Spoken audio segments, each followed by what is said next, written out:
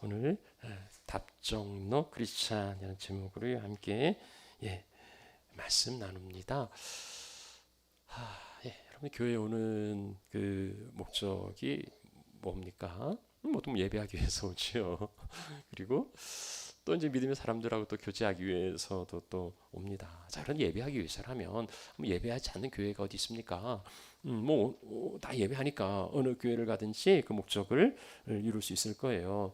그런데 좀 엄밀히 보면 이제 예배 자체가 목적이라기보다는 그 이제 예배를 통해서 얻으려는 게 있죠. 그게 뭐 하나님의 복이라고도 할 수 있겠고, 아니면 평안이든 뭐든지 간에 할 수 있는 우리는 이제 그것을 통틀어서 하나님의 이제 은혜, 하나님의 이제 은혜라고 말합니다. 연료 떨어진 자동차가 움직일 수 없는 것처럼 성도에게 은혜가 떨어지면 이제 보통 사람들하고 다를 바가 없어요. 그래서 우리는 그 은혜를 이제 충전하기 위해서 한번 은혜를 받고 그냥 끝나는 게 아니라 은혜가 이제 이렇게 떨어지니까 또 그 은혜를 새롭게 하고 그 은혜를 채우기 위해서 우리는 교회 나와 예배를 드립니다. 하나님은 은혜 베풀기를 기뻐하시는 하나님, 그리고 그 은혜를 베풀기 위해서 기다리신다고 말씀하고 있어요. 그래서 오늘 하나님께서 은혜 베풀기 위해서 기다리고 계시는데, 하나님 앞에 나온 여러분들이 오늘 예배를 통해서 은혜를 충만하게 그리 받으시면 좋겠습니다. 근데 그게 그리 쉽지가 않아요. 지난주에 이제 아는 그 집사님 한 분, 신앙생활 오래 하신 집사님 만나서 이제 점심 식사를 같이 했는데요. 이번에 그 고민이 교회에서 은혜를 받지 못한다는 거예요. 몇 년 신앙생활에도 교회에서 은혜를 받지 못하니까 신앙의 성장이나 성숙이 없는 것 같고, 그래서 그러면 교회 나가봤자 뭔 소용이 있나 하고서 이제 교회를 안 나가시고 그냥 개인적인 그런 예배를 하고 있다고 하시더라고요. 이렇게 방황하는 그 가난한 성도들 참 우리 주변에 참 많이 있죠. 또 이런 분들 만나면 또 우리 교회로 오시라고 이렇게 또 이렇게 말을 해야 하는데 그러지를 못했어요. 예. 이게 이제 왜 그런 이분하고 이렇게 이야기를 하다 보니까 이게 은혜를 교회에서 은혜를 못 받는다 그런 얘기가 사실 이제 하나님 은혜를 주시지 않으시고 그런 게 아니고 목사의 그 설교가 은혜가 안 된다는 거예요. 근데 내가 이제 이렇게 돌아보면 나는 은혜를 끼칠 수가 있나 이런 생각을 해보니까 그래 또 자신이 또 없더라고요. 사람들이 성경을 읽고 묵상하고 은혜를 받는 거라면 그냥 집에서 하지 굳이 이렇게 모일 필요가 없잖아요. 그래도 이제 교회를 나오는 까닭은, 그리고 많은 시간을 할애해서 예배에 거의 많은 시간이 그 설교가 아닙니까? 그러니까 그 예배에 많은 시간을 할애해서 말씀을 듣는 까닭은 은혜를 받기 위한 건데, 근데 이 설교를 들어도 은혜가 안 되고 그냥 지루하기만 하니 굳이 교회 갈 필요가 있느냐? 이제 이런 이제 말씀이었어요. 이런 이야기였어요. 그 교회 목사님의 설교가 정 은혜가 안 되는 건지, 아니면 그분이 그 집사님이 마음을 닫고 귀를 닫아서 이제 잘 모르겠지만, 근데 한 가지 분명한 건요. 은혜를 받지 못하는 그 현실이 너무 안타까운 거 아닙니까? 그리고 그 영혼에게는 정말 불행한 일이 아니겠습니까? 하나님의 교회가 은혜의 집이 되지 못해서 이 아버지의 집을 떠나서 아버지를 만나야 한다는 현실이 어떻게 보면 좀 서글프기도 하고요. 교회가 성도의 어머니라고 그랬는데 그 어머니의 품을 박차고 나가서 그 사랑을 갈급하고 있는 그게 그 책임 소재를 따진다고 해서 그게 무슨 유익이 있겠습니까? 어쨌든 그게 누구 탓이든지 간에 적어도 그 영혼에게 있어서는 너무나 정말 이제 불행한 일입니다. 우리가 은혜로 살아가야 하는데 이 은혜가 없이 그래서 삭막하기도 하고, 그래서 사납기도 하고, 때로는 거칠기도 하고, 그리고 때로는 이제 고집스럽기도 합니다. 이게 윤활유가 없는 기계가 얼마나 힘들어요. 하나님의 은혜가 없는 성도의 삶이 그처럼 고달프고 참 고통스러운 겁니다. 근데 뭐 교회 밖에 있는 사람들만 그런가? 또 이제 교회 안에 있지만 교회 안에 살아갔지만 그러나 은혜가 없는 은혜를 받지 못하는 사람들도 없지 않은 것 같아요. 예배 생활이 습관이 되고 그리고 어떤 그 종교적인 의무 사항처럼 되어서 그래서 매 주일 뭐 이렇게 시간 되는 대로 교회 나오긴 하는데 여러분 어떠세요? 하나님 은혜를 주시려고 나를 기다리고 계신데 우리가 어떤 그 만남에 대한 기대, 내가 누구를 만나는데 이게 사무적인 만남이라면 뭐 별 기대가 없겠죠. 아니면 만나고 싶지 않은 사람을 만나는 거라면 정말 가기는 게 무겁고 싫을 거예요. 그러나 정말 사랑하는 사람들의 그런 만남이라면 기대가 있지 않습니까? 오늘 만나서 뭐 할까? 오늘 만나서 또 어디를 갈까? 뭐 이런 게 있는 거죠. 예배에 대한 기대와 소망이 없다면 참 그것도 그리스도인에게 정말 불행이 아닐까 싶어요. 자, 그럼 목사들은 이제 그렇게 은혜 받지 못하는 영혼들이 있는데 어느 목사들은 그 영혼에 대한 어떤 그 부담이나 책임감이 없을까요? 많은 성도들이 목사에게 기대하는 거, 목사님 기도 많이 하세요, 목사님 뭐 전도 많이 하세요, 뭐 이런 것보다는 목사님 말씀의 은혜를 끼쳐주세요. 이런 게 어쩌면 가장 클 거예요. 은혜 받게 해주세요. 성도들에게 생명의 양식을 그 먹임으로 강건하게 하는 거, 그것은 목사의 가장 중요한 그러한 사역일 겁니다. 주님께서 그 베드로에게 내 양을 먹이라, 내 양을 치라고 맡겨 주시지 않았습니까?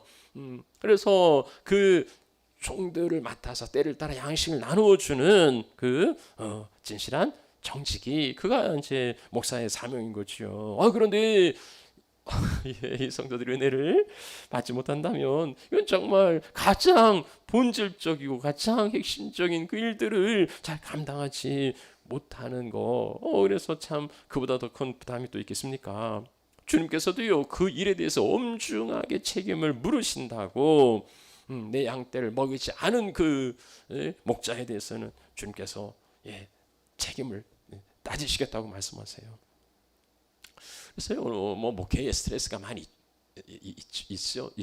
목회 스트레스가 많이 있는데 그중 가장 큰 스트레스, 그 무거운 부담, 뭐 이런 거라면 성도들이 은혜를 받지 못하는 것 같이 느껴질 때, 근데 이제 말로는 뭐 은혜를 받았다고는 하는데 이게 삶이 도무지 바뀌지 않아요. 이게 달라지지 않아요. 그러면 이게 어쨌든 말씀을 전하는 자의 책임이 아닙니까?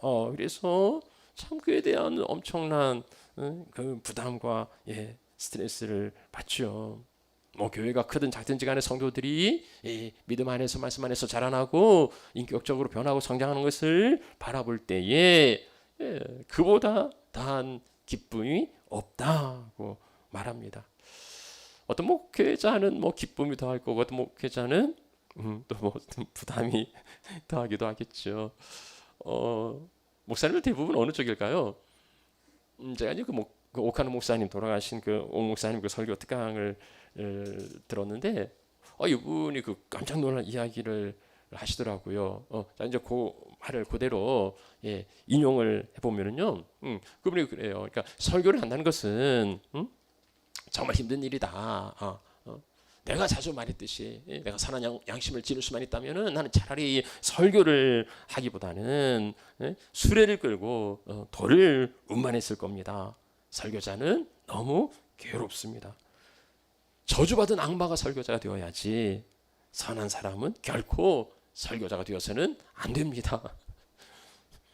이게 뭔 이야기인가요? 이 이야기가 이제 오카노 목사님 이야기가 아니고 이야기는 이분 종교개혁자 마르틴 루터의 이제 말이라고 그래요. 루터가 죽을 때까지 34년간 설교를 했다고 그래요. 무려 한 4,000번 이상 설교를 했는데 이런 그 어떤 그 고통을 토로한 거 아니 어떻게 악마가 설교자가 될 수 있습니까? 선한 사람 설교자 돼서 안 된다고 이렇게 예민하게 말했던 건 뭐냐면 이게 어떻게 보면 참 저런 말이 있어라고 이제 할 수도 있겠는데 그 성도들이 말씀을 들으면서 어떤 영적인 변화나 아니면 어떤 그 생명력이 나타나지 않는 그래서 우리말에 뭐 속에 경이 있고 뭐 이러한 이야기를 하는데 그렇게 말씀을 전해도 달라지지 않는 그런 모습들에 대한 절망감을 이제 그렇게 표현하는 거죠. 그래서 실제 한동안 루터가 설교를 중단했다고도 해요. 이처럼 말씀을 듣는 설교는 듣는 성도들에게나 목회자들에게나 부담이나 걸림이 되기도 하고 그런가 하면 은혜와 보람이 되기도 합니다. 지난주 한 집사님을 보면서 그런 이제 고민을 좀 며칠 이렇게 이제 하게 되었어요. 어떻게 해야 그 설교가 은혜와 그리고 어떤 성장할 수 있는 그런 양식이 될 수 있을까? 은혜는 주는 걸까? 은혜를 끼친다고 그러는데 그럼 은혜는 누가 주는 걸까? 은혜는 받는 걸까? 그럼 어떻게 받을 수 있지? 뭐 이런 이제 고민들을 하면서 오늘 본문의 말씀을 묵상하고 이제 살펴보게 되었습니다. 자, 오늘 본문의 말씀을 통해서 어떻게 해야 은혜를 받나? 아니면 은혜를 뭐 주나? 그런 말씀들을 함께 보려고 하는데요. 첫 번째 우리가 이 본문의 말씀에서 찾아볼 수 있는 것은 은혜는 말씀에 순종할 때, 말씀에 순종할 때 이제 누리는 거라 하는 거예요. 자, 5절 말씀에 보면은요. 이스라엘 백성들이 그 자기들에게 이르는 모든 말씀대로 행하겠다. 우리에게 말씀하시면 우리가 그대로 행하겠습니다. 근데 한번 더 이야기를 해요. 6절 말씀에 우리가 그 말씀을 순종하겠습니다. 그렇게 순종하면 우리에게 복이 있을 줄 믿습니다. 뭐 이런 이야기를 하는 거예요. 그러니까 이스라엘 백성들은 하나님이 무슨 말씀하든 순종하겠다. 그래서 은혜는 하나님의 말씀을 듣고 순종하는 거 그것을 은혜라고 할 수 있어요. 근데 우리가 흔히 은혜 받았다 하는 것은 이제 그런 차원보다는 어떤 그 마음의 어떤 그 감동, 어떤 그 감정적인 어떤 그 카타르시스, 하나님이 나를 만져 주시는 것 같아. 하나님이 내 영혼의 어떤 그런 감정을 터치하는 것 같아. 뭐 이럴 때 그래서 마음이 뭉클해지거나 아니면 이제 눈물이 날 때 우리가 은혜 받았다고 표현하는 것 같아요. 그런 마음의 이제 감동이 어떤 그 행동으로 이제 나타난다고 생각하는 거지요. 이제 이 감성, 터치니까 감동은 언제 오는가? 뭐 여러 이제 있지만 감동을 이제 거꾸로 하면 동감이 되는 거죠. 그러니까 나를 알아주거나 나를 지지하거나 내 생각에 어떤 그 동의해 줄 때에 이제 그런 감동이 있는 거죠. 그래서 우리가 이제 원하는 건 나를 감동시켜서 나를 좀 바꿔주세요. 이게 이제 하나님께 대한 어떤 기도이기도 하고 설교나 목사에 대한 또 요청이기도 합니다. 하나님 나를 좀 바꿔주세요. 뭐 그렇게 기도하지 않습니까? 말씀을 통해서 나를 좀 변화시켜 주세요. 아니면 뭐 성령께서 강권적으로 역사해서 나를 좀 바꿔주세요. 이리 이제 기도를 하죠. 왜 그렇습니까? 우리 스스로는 바뀔 수 없으니까는요. 뭐 내가 바꾸려고 그렇게 막 해도 이게 잘 안 되지 않습니까? 이게 작심삼일로 그냥 끝나는 경우들이 많이 있어요. 그래서 은혜 받은 사람들의 가정을 들어보면 정말 강력하게 하나님이 개입하셔서 나를 이렇게 바꾸셨다. 이런 이야기하는 것을 종종 들어볼 수 있습니다. 자, 그런데요, 그러한 그 어떤 그 측면은 이게 이제 한쪽에서 바라보는 어떤 이제 전적인 이해는 부족한 거예요. 물론 하나님의 은혜는 하나님의 선물이고 하나님의 역사하심이에요. 하나님의 능력이 나의 고집을 꺾고 강팍한 나의 마음을 열고 그리고 나를 온전히 사로잡아서 하나님의 말씀대로 살아가게 하실 수 있어요. 예, 있어요. 그러나 하나님이 그런 능력이 있지만 그럼에도 능력의 하나님은요 나를 조작하거나 나를 조종하지 않으시고 나의 인격을 존중하셔서 그래서 우리의 마음의 문을 두드리시는 거죠. 나는 종교적이고 열광적인 체험을 은혜라고 생각할 수 있는데 뭐 그것도 은혜 한 표현이고 한 부분일 수 있지만 그걸 온전한 은혜라고 말할 수는 없는 거예요. 그러면 하나님께서 이렇게 은혜를 주시려고 기다리시고 은혜를 베푸시는데 또 하나의 측면은 뭡니까? 나의 반응인 거지요. 인격적인 나의 반응, 의지적인 나의 결단이 또 하나의 부분입니다. 하나님 나를 좀 뭡니까? 나를 좀 그 강권적으로 좀 나를 좀 주장해서 나를 좀 바꿔달라고. 그런데 말을 그렇게 하는데 정작 내 안에 바꿀 마음이 없으면, 내 안에 바꿀 의지가 없으면 하나님 능력이 부족해서일까요? 하나님이 생각이 없어서 의지가 없어서겠습니까? 그런 건 아니잖아요. 하나님의 능력이 있지만 그러나 정작 내 안에 그 마음이 없어요. 그에 따르는 대가를 치를 마음이 없어요. 그러면 그 일은 이루어지지 않는 거죠. 마음의 감동을 은혜라고 생각하신다면요, 그 은혜 받기 위해서 극장을 가거나 아니면 드라마를 보면 요즘 드라마 얼마나 잘 만드는지요. 뭐 보고 있으면 그냥 거기에 동화가 돼가지고 막 같이 막 분노하기도 하고 같이 눈물을 흘리기도 하고요. 이제 나이가 들면 더 그러더라고요. 남성들은 뭐 스포츠, 이 스포츠성이 얼마나 감동이 있습니까? 막 역전하고 막 열광하고, 뭐 이게 스포츠 너무 시간이 기니까 좀 이제 단시간에 감동을 받으시려면 불후의 명곡 같은 거 그런 거 하나 딱 보시면 정말 가수가 이 한국을 부르려고 얼마나 그렇게 노력해서 뭐 정말 한 멋진 작품을 퍼포먼스를 만들어내는지 그 곡 한 곡만 봐도 뭉클한 감동이 있어요. 그런데요, 그래서요, 거기서 끝인 거죠. 뭐 이제 그 감동이 또 뭐 한 몇 시간 며칠 영원히 남을 수 있지만 그렇다고 해서 드라마를 보고 아니면 노래 한 곡 들어서 그 삶이 달라지진 않아요. 연속극을 보고 헌신과 결단을 순종을 결단하는 사람은 없습니다.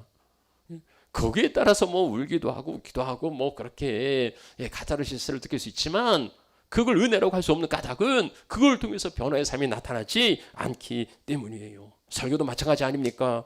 뭐 정말 뛰어난 설교자의 설교가 유튜브와 온라인에 얼마나 많이 있는지 모릅니다. 그래서 그 말씀을 듣고 울기도 하고 웃기도 하고 감동을 받았는데 거기서 끝난 거라면 그건 종교를 소비한 거지. 그걸 은혜라고 말할 수는 없는 거예요. 은혜는 말씀대로 행하겠다는 그 결단, 말씀대로 순종하겠다는 그 의지, 그거죠. 물론 내 의지대로 안 되니까 하나님께 온전히 맡기는 거, 온전히 맡기는 것을 뭐라 합니까? 순종. 그러니까 온전히 그 말씀에 순종할 때 하나님의 은혜가 임한다는 거예요. 우리가 은혜를 어떤 지적이면 뭐 정서, 감정적인 뭐 이런 부분들이 있지만 그 중에 가장 중요한 것은 어떤 뭐 감성을 터치하고 그래서 어떤 뭉클해지는 그런 것보다 하나님의 말씀을 붙들고서 말씀대로 순종하겠다는 그 의지적인 결단, 그것을 은혜라 하는 겁니다. 자, 그러면은요, 그러기 위해서 필요한 게 있어요. 말씀에 순종하기 위해서는 뭐가 필요한가? 그게 하나님의 말씀이라는 거예요. 그 이야기가 하나님의 말씀이다. 자, 여기 5절 말씀 보면은요, 당신의 하나님 여호와께서 당신을 보내서 우리에게 이르시는 모든 말씀을, 그러니까 지금 이야기는 에레미야 이야기가 아닌 거죠. 에레미야가 지금 말하고 있어요. 그렇지만 이 이야기는 사람의 이야기가 아니라 하나님이 에레미야를 보내서 자기들에게 말씀하게 하셨다는 거예요. 그러니까 내가 그 말씀을 순종하겠다는 거죠. 이러한 믿음은 바울이 데살로니가 교회에 보낸 편지 가운데도 나타나는데요. 데살로니가 성도들은 바울의 이야기를 사람의 말이 아니라, 바울이 이야기한 거죠. 근데 사람의 말이 아니라 하나님의 말씀으로 받았다고 말합니다. 하나님께서 사람을 통해 말씀하셨는데 그러면 그게 사람의 말이 하나님의 말씀인가? 그걸 하나님의 말씀이라고 받은 거예요. 믿은 거예요. 오늘날 설교가 하나님의 말씀입니까? 오늘 설교가 하나님의 말씀입니까? 이 인간의 음성으로 전해진 이 소리가, 이 말이 어떻게 하나님의 말씀이 될 수 있습니까? 그럴 수는 없죠. 자, 그러면 설교가 하나님의 말씀이 아닙니까? 아니면 여러분들이 굳이 여기 들을 이유가 없지요. 아니, 무슨 대단한 강연도 아닌데 뭐 이러고 계십니까? 그럼 뭐라는 거예요? 설교 하나님의 말씀이기도 하고 어쩔 땐 말씀이고 어쩔 땐 아닙니까? 그 설교가 하나님의 말씀인가 사람의 말인가 질문에 대해서 종교개혁자 루터와 칼빈은요 이렇게 대답합니다. 설교가 하나님의 말씀을 대언하는 한, 이제 어떤 그 조건이 있는 거죠. 설교가 하나님의 말씀을 대언하는 한 그것은 하나님의 말씀이다. 갈바르트가 이제 설교를 하나님을 말한다. 그러니까 하나님의 말씀이라기보다는 하나님을 말하는. 그러니까 하나님께서 말씀하신 그 말씀, 이 말씀을 바르게 선포하는 거. 그럴 때에 그 말씀은 설교자의 인간적인 의견이나 생각이 아니고 그것이 하나님의 말씀이라는 거지요. 오늘 설교자가 하나님의 말씀을 말할 때에 성령께서 역사하셔서 그것을 하나님의 말씀으로 들려지게 하는 겁니다.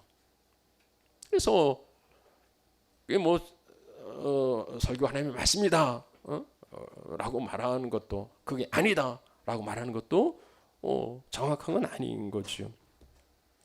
목사는 진실하고 성실하게 기도 가운데 성경을 연구하고 성령의 도우심으로 하나님의 말씀을 선포해야 되고요. 동시에 듣는 성도들은 그 말씀을 하나님이 지금 나에게 주시는 하나님의 말씀으로 여기고 온전히 주의에 들어야 하는 겁니다. 설교자의 권위를 인정하는 것은 그 설교자를 위해서뿐 아니라 성도들을 위해서도 유익한 거예요. 목사가 하나님의 대리자는 아니고 하나님 지금 막 이렇게 목사를 통해서 이렇게 직접 계시를 주시 그런 건 아니죠. 그러나 하나님의 말씀을 전하는 그 통로이기에 그 통로가 막히면 하나님의 말씀도 들려지지 않을 겁니다. 에스겔 선지자를 보면은요, 나라가 망하고 이제 그러니까는 에스겔 선지자가 예언한 대로 이루어졌거든요. 그러니까 이스라엘 백성들이 에스겔 선지자에게 찾아왔어요. 그리고서는 이제 또 무슨 말씀이 나오는지 한번 들어보자. 자, 우리가 선지자에게 가서 여호와께로 또 무슨 말씀을 하실 건지 우리 한번 이제 들어보자. 여러분요, 말씀을 듣기 위해서 선지자를 찾아가는 게 얼마나 바람직한 겁니까? 얼마나 참 은혜를 사모하고 말씀을 듣기 위하여서 자기 발로 선지자를 찾아가는 거예요. 정말 좋은 거죠. 그런데 그들이 찾아오긴 했지만 듣긴 하는데 그러나 그대로 행하지는 않았다고 말합니다. 듣고서 자기가 판단하는 거예요. 이게 나에게 이익이 되는지 아니면 손해가 되는지. 그래서 이익이 되면 따르지만 행하지만 손해가 되면 행하지 않는 겁니다. 왜 그렇습니까? 그들은요 선지자를 고운 음성으로 사랑의 노래를 하고 음악을 잘 하는 자로 여겼다고 말합니다. 그 선지자가 말하는 게 하나님의 그 말씀을 전하는 하나님의 선지자가 아니라 그냥 노래 잘하고 악기 잘하는 사람 정도로 여겼다는 거예요. 오늘날 예배가 엔터테인먼트가 되고 그래서 무슨 찬양도 예배도 다 평가의 기준이 되고 오늘 설교 은혜가 있는지 없는지를 심사하고 평가하는 그런 시대에 살아가고 있어요. 그래서 이익이 되면 받아들이고 내 생각 오르면 동의하고 그렇지 않으면은 굳게 닫아서 거부하는 자기 속에는 옳은 대로 살아가는 이 시대에 하나님의 은혜가 없는 겁니다. 우리 사랑하시는 우리 하나님 가족 여러분, 성경 하나님의 말씀이 선포될 때에 그 말씀이 지금 나의 삶의 현장에 주어지는 하나님의 그 음성으로 들을 수 있는 믿음의 사람들이 되시면 좋겠습니다. 그리 되시기를 축복해요. 자, 우리가 세 번째 살펴볼 게 있습니다. 자, 그럼 그게 하나님의 말씀이라면 우리가 이제 순종해야 하는데 순종하려면 이게 사람의 이야기가 아니고 하나님의 말씀이라는 것을 우리가 믿어야 하고 그게 하나님 말씀이라면 우리에게는 선택권이 없는 거예요. 좋든 좋지 않든 순종해야 한다는 겁니다. 여기 6절 말씀에 그 말씀을 해요. 자, 그의 목소리가 우리에게 좋든지 좋지 않든지 막론하고 순종하겠습니다. 이 자세인 거죠. 그러니 달면 삼키고 쓰면 뱉는다. 그래서 이게 보통 그 입에 쓴 약이 몸에 좋다는데 이게 쓰면 뱉으니까 유익이 없는 거예요. 아까 이제 그 앞서 사람들이 에스겔에게 보였던 태도가 이익이 되면 순종하고 손해가 되면 거부하고 내 생각하고 맞으면 받아들이고 내 어떤 경험과 지식과 맞지 않으면 거부하고 이러는 건 전혀 은혜일 수 없어요. 은혜가 될 수 없어요. 내 소견에 옳은 대로가 아니라 하나님의 말씀의 기준. 그래서 하나님 말씀을 내 상황에 가져다가 이용하는 게 아니고요. 내가 하나님 말씀에 붙들리고 말씀이 나를 이끌어 가도록 나를 내어 드리는 거죠. 여러분 뭐 부모들의 잔소리도 있고 친구들의 충고도 있고 이런 이야기가 이렇게 달게 들리는 사람은 이순 참 귀가 순해져서 천국이 가까우신 분들이에요. 대부분 그러지 않아요. 이게 이렇게 칼같이 그래서 참 아프기도 하고 그리고 기분 나쁘기도 합니다. 하나님의 말씀도 늘 뭐 사랑과 막 은혜 뭐 이런 말씀이겠어요. 은혜라는 게 뭐 늘 그냥 잘한다 우쭈쭈 뭐 그런 거겠어요. 그렇지만 않을 겁니다. 그런 부분도 있지만 그러나 우리의 정말 모자란 부분이나 아니면 우리가 바꿔야 될 그런 부분들, 그러니까 칼이 이제 여러 용도로 쓰이지 않습니까? 뭐 요리를 위해서 또 이렇게 쓰이기도 하고 그런가 하면 이제 수술하는 칼은 또 뭐 그러지 않지요. 하나님의 말씀이 살아있고 활력이 있어서 조에 나서도 검보다도 더 예리하다. 그래서 우리의 정말 죄악된 아니면 우리의 어긋난 이런 부분들을 자르기도 하고 때로는 이제 수술하기도 할 때에 아니면 우리 그 감추인 마음의 생각과 뜻을 또 드러내기도 하세요. 그러면 그런 말씀을 접하는 게 때로는 정말 고통스럽고 그리고 힘겨울 때도 있지만 그러나 좋든 좋지 않든 순종하면 하나님께서 그것을 복되게 해 주실 겁니다. 그것이 하나님의 은혜예요. 자, 이제 말씀을 마무리하죠. 오늘 5절과 6절 말씀 본문을 보았는데요. 은혜, 그래서 하나님의 말씀을 받기 위해서 그것은 은혜가 어떤 그 감정적인 게 아니라 감성 터치가 아니라 의지적인 결단, 말씀에 순종할 때에 그게 은혜라. 그러기 위해서는 이게 하나님의 말씀이라는 걸 믿어야 하고요. 하나님의 말씀이라면 우리는 좋든 좋지 않든 간에 그렇게 이제 순종해야 하는 겁니다. 그럴 때 하나님의 은혜가 임하고 우리가 하나님의 사람으로 더 풍성하게 살아갈 수 있는 거예요. 자, 5절과 6절을 지금 이스라엘 백성들이 그 에레미야에게 나와서 지금 이렇게 말하지 않습니까? 그러니까 이스라엘 백성들이 정말 그렇게 하나님의 은혜를 사모하고 일이 되는 것처럼 보이는데 그런데요. 이 본문의 그 말씀에서 조금 더 범위를 넓혀 보면, 그러니까 이제 5절과 6절이 아니라 이 전 맥락 이후의 맥락을 살펴보면 좀 달라요. 좀 다른 게 보입니다. 에스겔 당시 그 시대적 상황, 예레미야 당시 그 시대적 상황은 이제 유다가 망해요. 바벨론에게 망하고 그리고 바벨론이 이제 백성들 뭐 사로잡기도 하고 거기에 이제 총독을 남겨둬요. 그다라라는 그 총독을 남겨둡니다.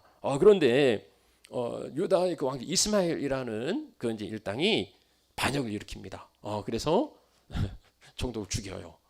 그리고 거기 있는 백성들을 이제 사로잡아서 있을 수가 없으니까 이제 암몬 쪽으로 이렇게 떠납니다. 이제 이런 상황에 이제 요하난이라는 다른 사람이 이제 그 이스마엘을 추격해서 이제 이스마엘을 무찌르고 그리고 이제 그 포로로 사로잡혔던 유대인들을 이제 다시 이제 되찾아오는 거예요. 그리고 이제 베들레헴에 이제 머물러옵니다. 근데 이게 이제 그 지리적으로 보면 왜 이 사람들이 그 이제 암몬으로 가려웠던 그 이스마엘을 물리치고 이제 다시 포로를 찾아서 미스바로 돌아가지 않고 남쪽 베들레헴에 머무는 거예요. 왜 그랬을까? 목적지가 다르잖아요. 이들은요 암몬이 아니라 이제 이스마엘은 암몬으로 가려 있고 요하나는 남쪽 애굽으로 가려했던 겁니다. 이제 당시 그 강대국 그 애굽으로 가려고 한 이유는 단순해요. 지금 그 바빌론이 임명한 총독이 살해됐고 지금 반란이 일어났으니까 바빌론이 가만히 있을 리 없지요. 그러니까 이제 바빌론이 다시 이제 군대를 끌고 와서 다 초토화시킬 거란 말입니다. 근데 애굽으로 가면 안전할 것 같아요. 그러니까 지금 이들은 애굽으로 가려는데 근데 또 이게 그냥 가기는 좀 찝찝하잖아요. 그래서 이제 백성들이 요한과 백성들이 애굽으로 가기 전에 에레미야를 찾아와 가지고 지금 이렇게 5절과 6절에 묻고 있는 겁니다. 우리가 어떻게 해야 될지 하나님께 물어봐 주십시오. 당신의 이야기를 하나님의 말씀으로 믿고서 그렇게 따르겠습니다. 그게 좋든지 좋지 않든지 우리가 따르겠습니다 하고 지금 말씀하고 있는 거예요. 하나님께서 에레미야를 통해서 말씀하시지요.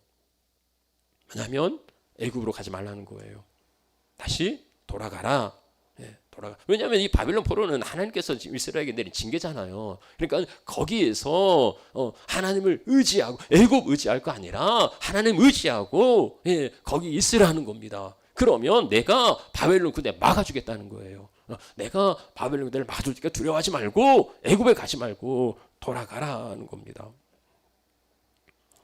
그러면 이들이 정말 그 말씀에 자기들이 뭐 좋든 좋지 않든 간에 그렇게 따르겠다고 했으니까 선지자의 말씀을 듣고 다시 미스바로 돌아갔는가? 돌아갔을까요? 갔을 것 같습니까? 이제 이렇게 정황상 안 갔죠. 가지 않았어요. 이들은 하나님께서 뭐 좋든 좋지 않든 말씀하시는 대로 따르겠습니다라고 했지만 이미 지금 뭡니까 베들레헴에 가 있잖아요. 이미 지금 애굽 이제 한 발 넘어가면 이제 애굽으로 가. 그러니까 지금 마음은 이미 애굽에 가 있고 이제 그 발걸음도 거의 애굽까지 가 있어요. 그러니까 지금 이들은요 자기들이 정해놓은 생각이 있어요. 자기들의 계획이 있어요. 그리고 이제 하나님께서 그거 사인해 주시기를 하나님 우리 이렇게 하려고 합니다. 하나님도 이렇게 해주세요. 이제 그 지지 그 인정을 기대했을 뿐입니다. 에레미야의 말이 아니고 하나님의 말씀이라고. 그래서 좋든지 좋지 않든지 순종하겠다고 힘주어 강조하고 있지만 그건 접대 멘트예요. 그 마음의 본심이 아니었습니다. 이들은 하나님보다 눈에 보이는 애굽을 더 믿었어요. 우리는 이 상황을 답정 너라고 설명합니다. 하나님께 요구하는 거지요. 답은 정해져 있으니까 그 대답만 하라고 하나님께 그 대답만 하라고 요구하는 겁니다. 이들은 하나님의 말씀은 무시하고 애굽으로 내려갑니다. 결국은요 애굽으로 쳐들어온 바벨론에 의해서 이들은 모조리 죽음을 당하게 됩니다. 여러분 오늘 우리가 뭐 이게 성경 하나님의 말씀이라는 거 거의 뭐 부인하지 않죠. 그리고 이 말씀에 대해서 우리가 좋든 좋지 않든 그렇게 순종하겠다고 또 그런 마음의 각오를 다지긴 합니다만은 그런데 내심 스스로의 답을 정해놓고 말씀을 듣거나 아니면 기도할 때가 있어요. 우리가 기도한다는 건 하나님 뭘 해주세요라고 이제 요구하는 거니까 내 요구는 이거예요 하고 하나님께 이야기하죠. 그런데 보세요. 기도라는 게 하나님 내 교육 이거니까 이대로 좀 나를 도와주세요. 이런 게 기도라면 이건 기도가 아니고 시위하는 거잖아요. 내 생각이 있을 수 있죠. 마음의 계획이 있을 수 있죠. 하나님 나 이렇게 하고 싶어요. 그러나 하나님이 원하시는 대로 이끌어 주세요. 그런데 내가 이렇게 하겠다는 것은 하나님의 뜻과 계획 가운데 하나님의 말씀에 인도함을 난 믿어요. 이거죠. 근데 하나님께서 야 그게 아니야 라고 할 때에 그것을 포기할 수 있는 게 믿음인 겁니다. 설교자가 뭐 자기 원하는 말 하지 않으면 듣지 않고 은혜가 안 되고 그래서 마음을 닫고 자기가 생각하는 대로 이야기하면 은혜가 되는 거라면 그 은혜 아무리 많이 받아도요 변화는 없어요. 그게 은혜일 수 없습니다. 하나님은 우리 인생의 답정너가 아니고 우리 인생의 주인이세요. 그 주인 대신 하나님의 말씀에 순종하겠다고 말씀대로 살겠다 하는 의지적인 결단이 은혜입니다. 그 은혜로 살아가시는 하나님의 자녀들이 되시기를 축복합니다.